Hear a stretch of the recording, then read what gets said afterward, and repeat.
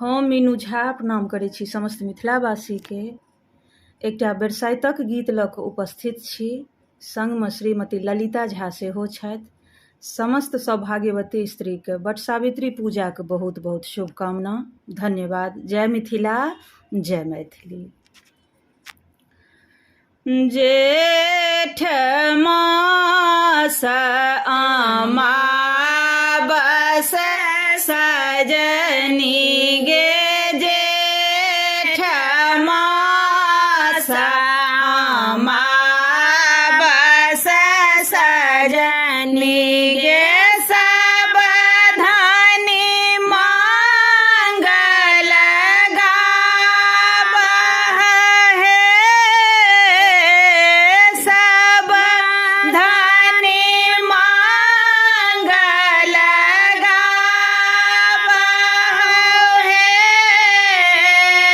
भूषण बासन ठीक करो सजनी गे, भूषण बासन ठीक करो सजनी गे, रची रची आंग लगाबहु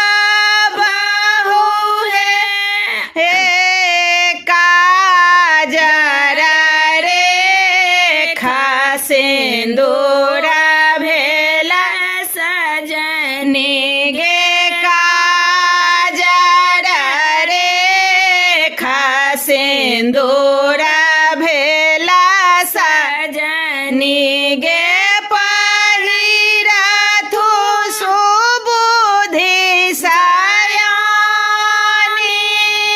गे, रहर खेत चाल ले अक्षय बट सजनी गे, हर खेत चाल ले अक्षय बट सजनी गे, गाबी ताहि मंगल गान गे, घर घर नारी हाकार सजनी गे, घर घर नारी हाकार सजनी गे, आदर सो सभ गेली हे, आए थे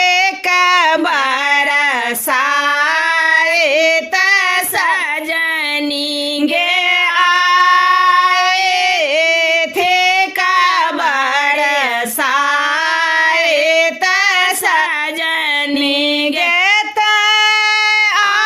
आकुल सभ भेली हे,